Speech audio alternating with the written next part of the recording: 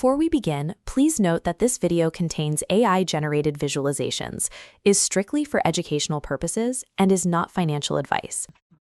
നമ്മൾ നിഫ്റ്റിയുടെ ഒരു നാളത്തെ ഒരു അനാലിസിസ് നോക്കുകയാണെങ്കിൽ, ഒരു ഡേ ടൈം ഫ്രെയിമിൽ നോക്കുകയാണെങ്കിൽ, നിഫ്റ്റിക്ക് ഇപ്പോൾ മേജർ റെസിസ്റ്റൻസ് ആയിട്ടുള്ളത് 24,240, 24,300, 24,380-85, പിന്നെ 24,500 നിൽക്കുന്നത്.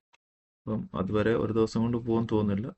ഏകദേശം നാളെ പ്രത്യേകിച്ച് തിങ്കളാഴ്ച ആയതുകൊണ്ട് പ്രത്യേകിച്ച് ന്യൂസുകളൊന്നും പുതുതായിട്ട് മാർക്കറ്റ് ഇല്ലാത്തത് കൊണ്ടും US മാർക്കറ്റൊക്കെ ക്ലോസ് ആയതുകൊണ്ട് നാളെ ഹൈലി വോളറ്റൈൽ ആവാൻ സാധ്യതയില്ല.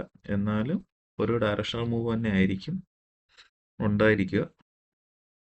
അല്ല ഇനി നിഫ്റ്റി താഴേക്ക് വരികയാണെങ്കിൽ 23,800 ബ്രേക്ക് ചെയ്ത് കഴിഞ്ഞാൽ 23,829, 23,775, പിന്നെ 23,689, 625 എന്നത് താഴേക്കൊരു ലെവലിലേക്കും പോകാനുള്ള പ്രോബബിലിറ്റി ഉണ്ട്.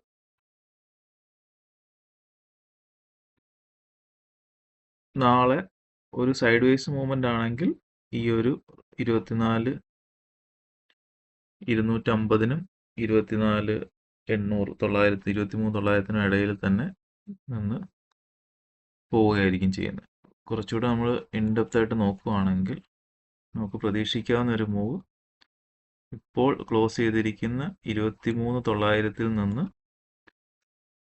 ഒരു ബുള്ളിഷ് മൂവ് ആണ് കിട്ടുന്നതെങ്കിൽ ഇവിടെ വന്ന് 23,800-ൽ ഇന്നലത്തെ ലോയിൽ വന്ന് സപ്പോർട്ട് എടുത്തിട്ട് മുകളിൽ 24,000-ൽ ഒരു സ്ട്രോങ് റെസിസ്റ്റൻസ് ആയതുകൊണ്ട് അവിടെ ഒരു പ്രൊജക്ഷൻ വരാൻ സാധ്യതയുണ്ട്. അവിടുന്ന് വീണ്ടും മുകളിലേക്ക് പോയി 24 ബ്രേക്ക് ചെയ്ത് കഴിഞ്ഞ് 24,100, 24,240 ആ ഒരു റേഞ്ചിലേക്ക് ഏകദേശം ഒരു 300-350 പോയിന്റിന്റെ മൂവ്മെന്റ് നമുക്ക് പ്രതീക്ഷിക്കാം. അഥവാ ഇനി ഡൗൺവേഴ്സ് ആണ് പോകുന്നതെങ്കിൽ നമുക്ക് മാർക്കറ്റ് ഓപ്പൺ ചെയ്തിട്ട് ചിലപ്പോൾ ഒരു അപ്പ് മൂവ്മെന്റ് തന്നിട്ടായിരിക്കും ഡൗണിലേക്ക് പോകുന്നത്. അത് 24,000 വരെ വന്നിട്ട് ആ റെസിസ്റ്റൻസിൽ നിന്ന് റിജക്ഷൻ ചെയ്ത് കഴിഞ്ഞാൽ വീണ്ടും ലോയിൽ ഒരു സപ്പോർട്ട് എടുത്തിട്ട് വീണ്ടും ഒരു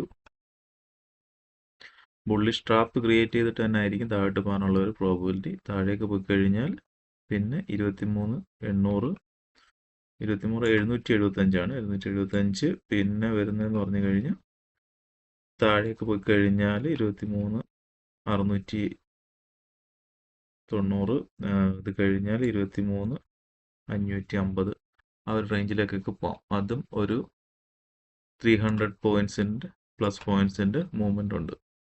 നാളെ ഒരു 600 പോയിന്റ്സ് 500 പോയിന്റ്സ് ഒന്നും മൂവ്മെൻറ്റ് പ്രതീക്ഷിക്കുന്നില്ല. ഏതെങ്കിലും ഡയറക്ഷണൽ മൂവ് വരുവാണെങ്കിൽ ഒന്നുകിൽ മുകളിലേക്ക് അല്ലെങ്കിൽ താഴേക്കുള്ളൊരു മൂവ് നോക്കാം. ഇനി സൈഡ് വേസ് ആണെങ്കിൽ ഇത് ഈ ഒരു 24,000-നും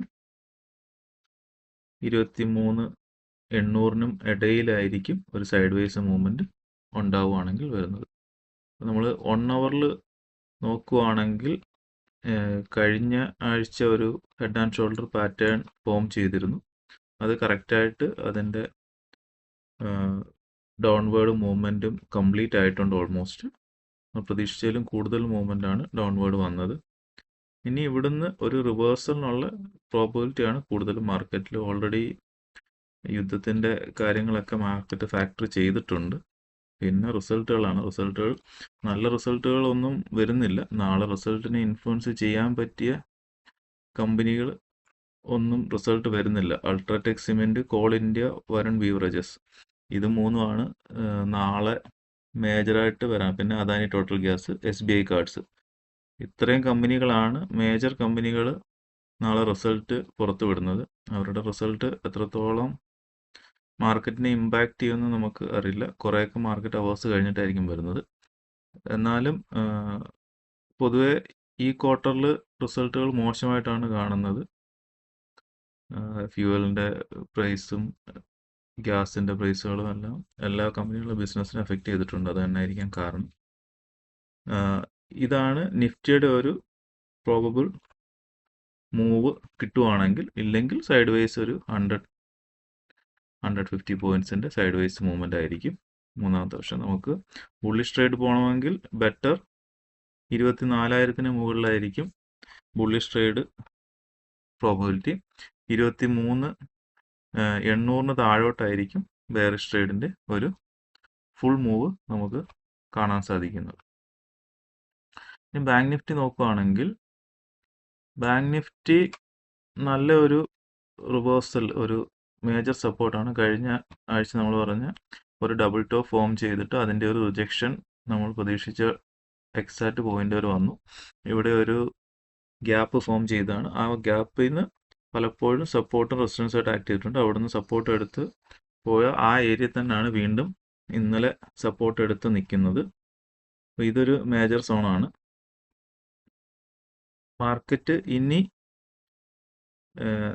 നാളെ വീണ്ടും ഒരു ബുള്ളിഷ് മൂവ് ആണെങ്കിൽ 56,500-ഉം 56,800-ഉം ഒക്കെയാണ് ഇനി കാണുന്ന മേജർ റെസിസ്റ്റൻസുകൾ. താഴേക്ക് പോവുകയാണെങ്കിൽ സപ്പോർട്ട്, ഇതൊരു മേജർ സപ്പോർട്ടാണ്. ഈ സപ്പോർട്ട് ബ്രേക്ക് ചെയ്ത് കഴിഞ്ഞാൽ 55,750 ബ്രേക്ക് ചെയ്ത് കഴിഞ്ഞാൽ മാത്രമേ താഴോട്ട് പോവുകയുള്ളൂ. താഴോട്ട് പോയി കഴിഞ്ഞാൽ 55,500-ഉം 55,200-ഉം ഒക്കെ നമുക്ക് പ്രതീക്ഷിക്കാം. അത് വേണേൽ 54,300 വരെയൊക്കെ വേണമെങ്കിലും വരാം. ബാങ്ക് നിഫ്റ്റി ആയതുകൊണ്ട് ഹൈലി വോളറ്റൈലാണ്. പിന്നെ ഈ മന്ത്ലി എക്സ്പയറിയും ഈ ആഴ്ച തന്നെയാണ് ഫോളോ ആവുന്നത്. ട്യൂസ്ഡേ 28th ആണ് മന്ത്ലി എക്സ്പയറി. അപ്പോൾ കുറേ പൊസിഷൻസ് വൈൻഡപ്പ് ചെയ്യുന്നുണ്ടാവും. ഫ്യൂച്ചർ പൊസിഷൻസും മറ്റും വൈൻഡപ്പ് ചെയ്യുന്നത് കൊണ്ടും ചെറിയൊരു ഇമ്പാക്റ്റ് ഉണ്ടാവാനുള്ള പ്രോബിലിറ്റി ഉണ്ട്. ഇനിയിപ്പം മുകളിലേക്ക് പോവുകയാണെങ്കിൽ നമുക്ക് ഇവിടുന്ന് ഒരു റിജക്ഷൻ വന്ന് ഈ ഏരിയ സപ്പോർട്ട് എടുത്തിട്ട് മുകളിലേക്ക് പോകാനുള്ള ഒരു പ്രോബിലിറ്റിയാണ് കാണുന്നത്. അഥവാ ഇനി താഴേക്കാണ് പോകുന്നതെങ്കിൽ ഈ ഒരു ഏരിയയിൽ നിന്ന് മുകളിലേക്കൊന്ന് പോയിട്ട് അവിടുന്ന് റിജക്റ്റ് ആയിട്ട് ഈ ഒരു സപ്പോർട്ട് ബ്രേക്ക് ചെയ്യാൻ കുറച്ച് ബുദ്ധിമുട്ടായിരിക്കും. ഇത് ബ്രേക്ക് ചെയ്ത് കഴിഞ്ഞാൽ താഴേക്ക് തന്നെ ആയിരിക്കും പോകുന്നത്. പിന്നെ അത്യാവശ്യം വലിയ ഗ്യാപ്പാണ് കാണുന്നത്. അപ്പോൾ അത് നല്ലൊരു ഫോൾ തന്നെ പ്രതീക്ഷിക്കാം. 54,300 വരെയൊക്കെ ചിലപ്പോൾ പോകാനുള്ള പ്രോബബിലിറ്റി ഉണ്ട്. അപ്പം രണ്ട് രീതിയിലും മാർക്കറ്റ് നാളെ ബിഹേവ് ചെയ്യാം. പിന്നെ ഞാൻ നേരത്തെ പറഞ്ഞ പോലെ മൺഡേ ആയതുകൊണ്ട് അധികം വോളറ്റൈൽ ആവാനുള്ള സാധ്യതയില്ല. മിഡ് ക്യാപ്പ് നോക്കുകയാണെങ്കിൽ മിഡ് ക്യാപ്പ് അത്യാവശ്യം നല്ലൊരു റിവേഴ്സലാണ് കഴിഞ്ഞ 3-4 ദിവസങ്ങൾ തന്നതെങ്കിൽ വീണ്ടും ഒരു ചെറിയ പ്രോഫിറ്റ് ബുക്കിംഗ് വന്നിട്ടുണ്ട്. അവിടുന്ന് ഇന്നലെ ക്ലോസ് ചെയ്യുമ്പോൾ 1 ഹവറിൽ ലാസ്റ്റ് 3 ഹവേഴ്സിൽ ഒരു റിവേഴ്സൽ തന്നെ തന്നിട്ടുണ്ട്. മിഡ് ക്യാപ്പ് മുകളിലേക്ക് വീണ്ടും പോയേക്കാം. മിഡ് ക്യാപ്പ് മുകളിലേക്ക് പോയി കഴിഞ്ഞാലും നമ്മുടെ നിഫ്റ്റിയിൽ അധികം റിഫ്ലക്റ്റ് ചെയ്യാൻ സാധ്യതയില്ല. നിഫ്റ്റിയിൽ റിഫ്ലക്റ്റ് ചെയ്യില്ല. പക്ഷേ മിഡ് ക്യാപ്പ് സ്മാൾ ക്യാപ്പ് സ്റ്റോക്കുകളൊക്കെ നല്ല മൂവ്മെൻറ്റ് തരാനുള്ള സാധ്യതയുണ്ട്. ഇന്ത്യ വിക്സ് നോക്കുകയാണെങ്കിൽ ഇന്ത്യ വിക്സ് നല്ല രീതിയിൽ ഹൈപ്പായിട്ടുണ്ട്. തിരിച്ച് 19ലേക്ക് പോയിട്ടുണ്ട്. ചില ന്യൂസുകളൊക്കെയാണ് അതിന് കാരണം. അപ്പം വീണ്ടും ഈ ഒരു ഏരിയയിൽ നിന്ന് ഇന്ത്യ വിക്സ് ഒരു സപ്പോർട്ട് റെസിസ്റ്റൻസ് ഒക്കെ നോക്കുകയാണെങ്കിൽ ഈ ഒരു ഏരിയയിൽ നിന്ന് നമുക്ക് ഇന്ത്യ വിക്സ് ഒരു റിജക്ഷൻ വേണമെങ്കിലും പ്രതീക്ഷിക്കാം. ഇത് റിജക്റ്റ് ആയി കഴിഞ്ഞാൽ വീണ്ടും ഒരു 19ലേക്ക് അല്ലെങ്കിൽ 18.5ലേക്കൊക്കെ തിരിച്ചു വരാനുള്ള പ്രോബബിലിറ്റി ഉണ്ട് മാർക്കറ്റ് മുകളിലേക്ക് പോവുകയാണെങ്കിൽ. ഇതാണ് കറണ്ട് നിഫ്റ്റിയുടെ ബാങ്ക് നിഫ്റ്റിയുടെ ഒരു പൊസിഷൻ. ബാക്കി നമുക്ക് നാളെ മാർക്കറ്റിൽ കണ്ടറിയാം. Okay, thank you.